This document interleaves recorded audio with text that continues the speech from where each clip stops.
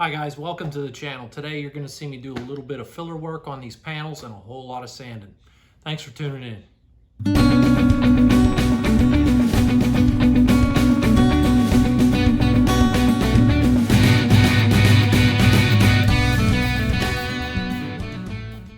Well, this morning we're going to work on this hood behind me. I'm going to smooth it out, get some of the dings out of it.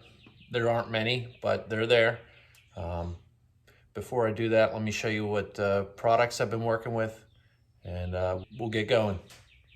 Every panel's been sealed with epoxy primer. I bought that from Summit, as you can see, and also every panel's had several coats of this primer. The epoxy and primer were sprayed with this HVLP gun from Harbor Freight. This is an El Cheapo. It works well. When we go to do the paint and clear coat and all that stuff, we'll be upgrading to the best gun that Harbor Freight offers. I think it'll be that Black Widow, if you guys are familiar with that. Just gotta, like any paint gun, make sure you clean it really well. I bought this lacquer thinner at Home Depot. Strainers are Devil Bliss. These were Summit. Like all the other parts on the car, this thing's been stripped down to bare metal, epoxy primered, a couple coats of 2K primer. And right now what we're gonna do is block sand this thing. There's a couple small dents in the spine here. And I see a dent or a pucker in this corner up here. Camera's not gonna pick that up, but let's get dusty. Before I start sanding, I have some flat black paint. I'm going to mist this on the panel. And as we sand, it's going to show any highs and lows we have to address.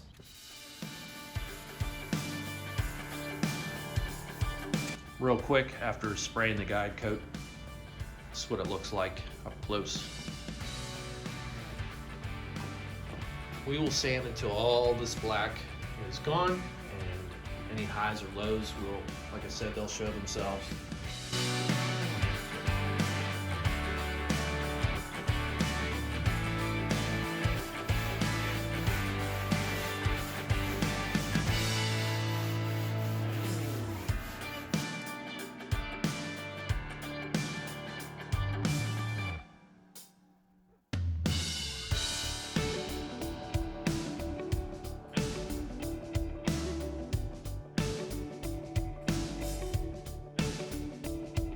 Okay guys, the highs and lows of bodywork. Low, sandpaper's not even hitting this little dinger here. Over here it looks like I've got some highs. I'm cutting down into the epoxy. And over here, this is a low. Something must have come down across the spine here. When we start sanding the other side, it'll be more clear to see. I should have mentioned earlier, as I'm sanding, I'm moving in a cross pattern, crossing over, not vertical or horizontal. It cuts the paint down more even. The other thing is I'm applying moderate pressure, not too heavy, because this hood will flex and that'll give you some highs and lows you don't want.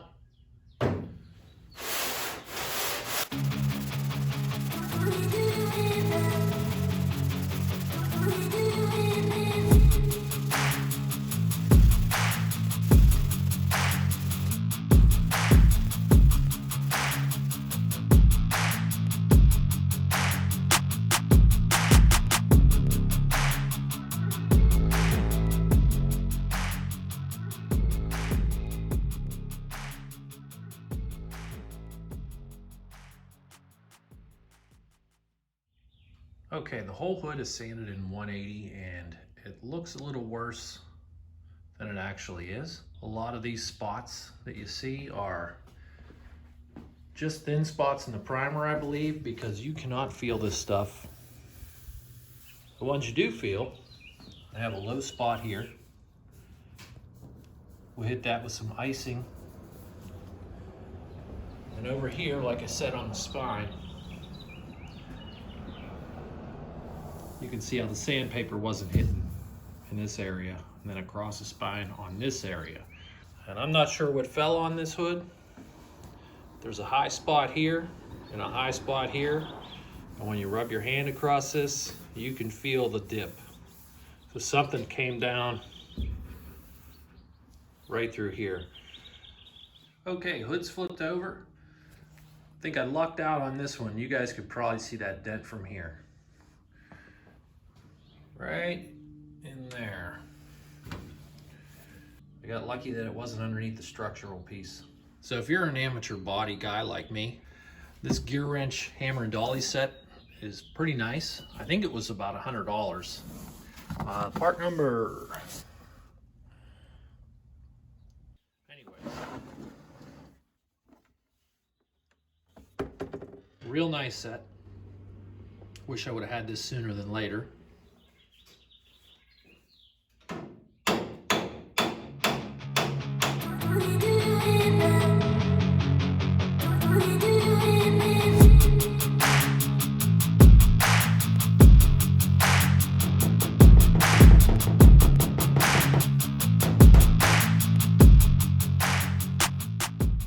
After all the beating and banging, I applied some filler to those few trouble spots. Now, notice the X pattern of sand marks into the epoxy that mirror the underneath support frame. Perfect example of a little too much pressure while sanding.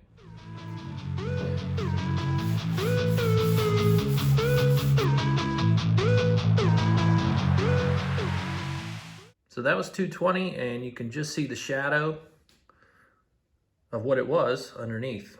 Believe me, it is smooth as glass. Now, so of all places for there to be a ding on this freaking car, right in the middle of the hood, I'm in the process of applying sanding, reapplying, sanding, and it's not layer and layer and layer of putty. It's, I've pretty much sanded it all off and then start again.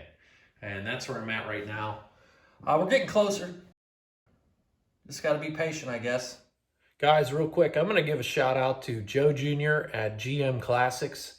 I'll show you his card. I needed a fender. Back there it is. And I needed this hood. Horror story was my original hood fell over in a rock driveway, and it was done at that point. Needed a new hood. And up here in Pittsburgh, you can't just find this stuff anywhere. And I searched and searched, and then finally came upon Joe Jr. at GM Classics. They specialize in Nova.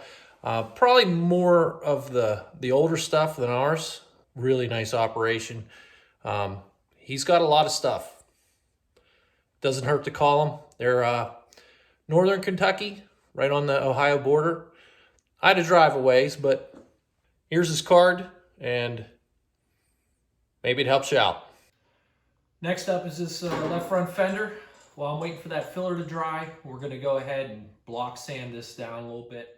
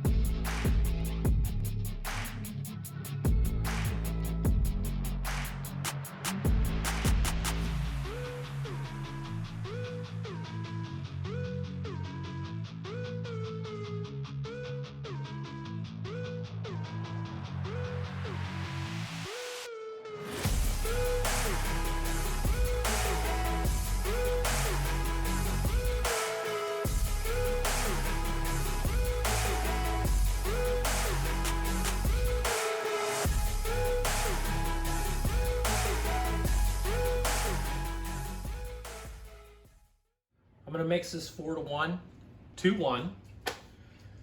Really it's 4-to-1 if you're just using the primer and the activator. 4 parts primer, 1 part activator.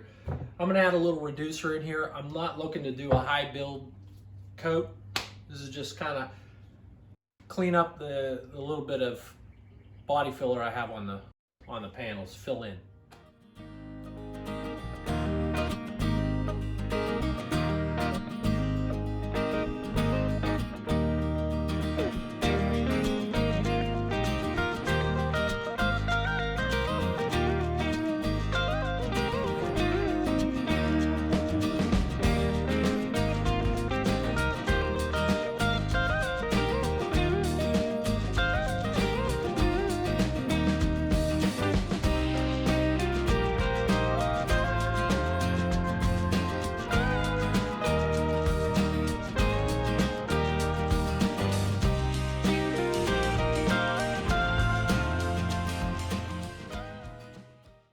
Next step is I'm going to clean the crap out of this gun and do the whole thing over for the fender. Man, this is a tedious process, but next step is 320, 400, wiping them down, getting them ready for sealer.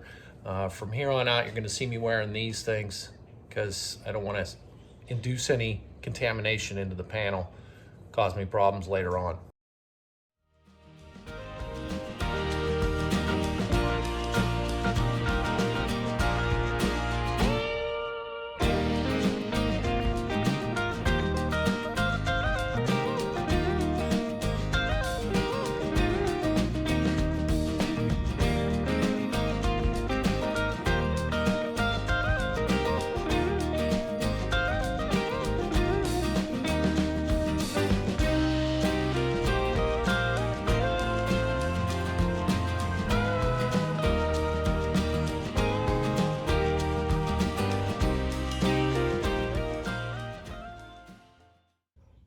Well, that's a wrap on the panels. If you made it this far, thanks for sticking with me. It sure wasn't glamorous and sure wasn't exciting.